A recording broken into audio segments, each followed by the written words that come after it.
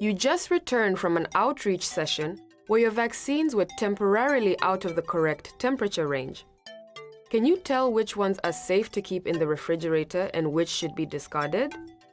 VVMs give health workers a quick and easy way to determine if a vaccine has been exposed to too much heat and likely damaged and should be discarded.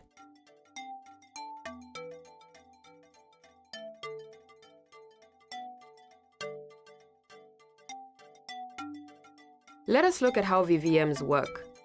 VVMs are placed on the label of the vaccine vial, on the cap of a vial, or on the neck of an ampule. The inner square is sensitive to heat. Its start color is lighter than the outer circle. As time passes and with exposure to heat, the inner square slowly becomes darker. As long as the inner square is lighter than the outer circle and the expiry date has not passed, it is safe to use the vaccine. When the inner square reaches the same color as the outer circle, the level of heat exposure has reached a point where the vaccine begins to degrade. This is the discard point. With more time and heat exposure, the inner square will continue to darken. Once a vaccine has reached its discard point, the vaccine should not be used and should be discarded. This rule holds true even if the expiry date has not passed. There are 4 different types of VVMs chosen to match the heat sensitivity of the vaccine: VVM2, VVM7, VVM14, and VVM30. The VVM number is the time in days that it takes for the inner square to reach the color indicating a discard point if the vial is exposed to a constant temperature of 37 degrees Celsius. So, a vaccine vial with a VVM2 stored at 37 degrees Celsius will reach its discard point in 2 days, while a vaccine vial with VVM30 would take 30 days to reach its discard point at the same temperature. VVMs do not just help determine which vaccines are safe to use and which ones should be discarded. They can also help you determine which vaccines should be used first. Vaccines with a darker VVM square, but still lighter than the outer circle, should be used first, even if its expiry date is further away. The ones with the darker VVMs will reach their discard point fastest. Just remember, VVMs can be compared only if they are on the same type of vaccine and are the same VVM type.